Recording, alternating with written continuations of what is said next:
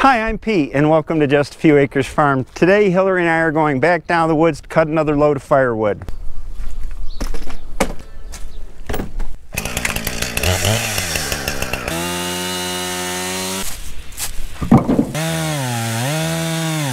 Next we're going to cut down this tree, which goes way up here, and then it's got this kink in it. Should drop right into there.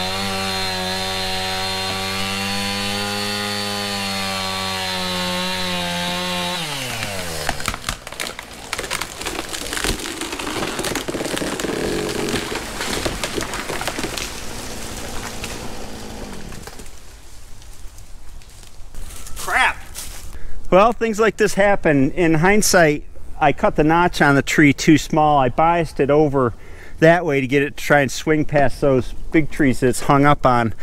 But I didn't cut a big enough one and it hinged too soon. So we're gonna hook the Super C onto it and try to pull it out from the butt. If that doesn't work, I'll go and get bigger horsepower.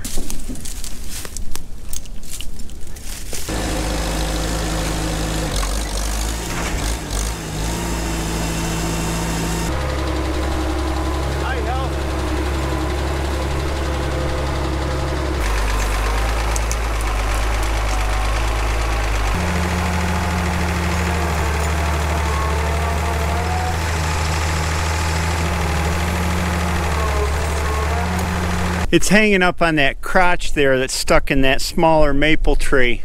So we're going to take it and pull it straight out that way to get it unstuck from that crotch.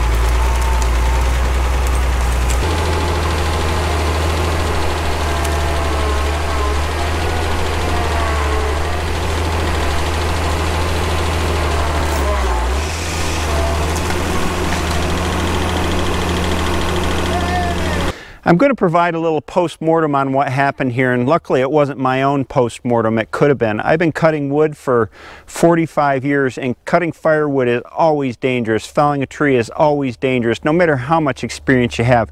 But I screwed up on a bunch of things on this one. First of all, I cut the notch too shallow into the log.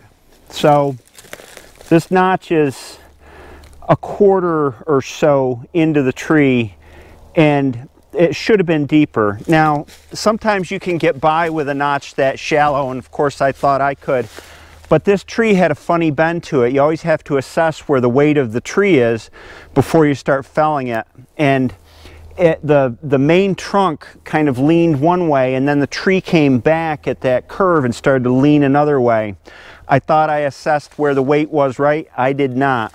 So, having said that, if I had properly assessed the weight, I would have cut this notch deeper to move the hinge point of the tree back so that more weight was coming off of it when I cut the back cut on the back side. The other thing that I did wrong is I didn't cut the back cut evenly in parallel with the angle cut. So you can see here, this is where the tree still grabbed on in what caused the split. It should have been an even cut across the back.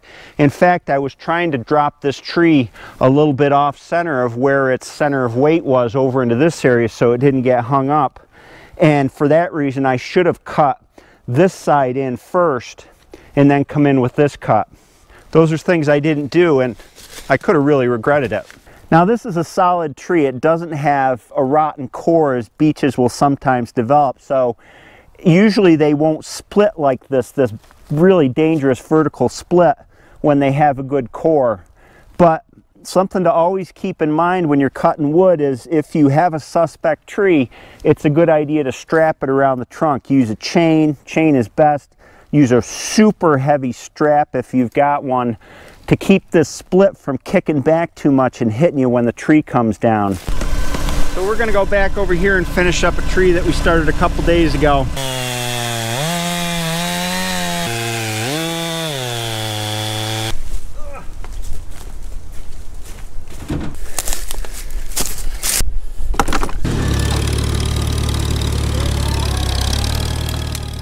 Felling trees and using a chainsaw is a dangerous business no matter how much experience you have.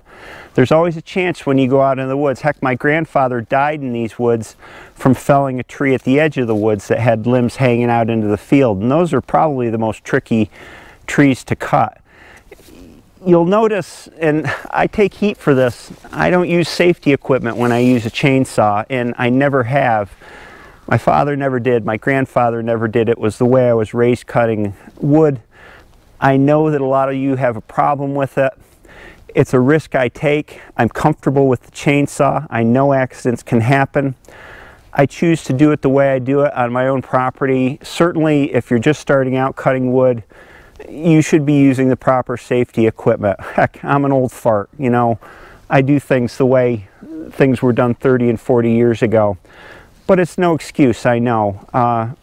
It's just not something that I do as a matter of course. You should have chaps on, you should have a helmet on, you should have safety glasses on, you should have hearing protection on.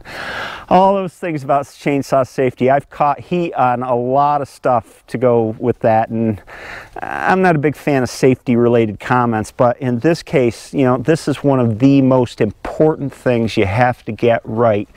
And the way I learned it was from my grandfather and from my father, and it takes a lot. You have to see a lot of trees coming down and how the cuts are made in order to understand how to do it yourself. Heck, I remember when I was 5, 6 years old with my grandfather down here in the woods, we would come up to a tree that's still standing that he was going to cut down, and he would tell me to assess the tree and tell him how I thought it should be cut, and that was the way that I learned.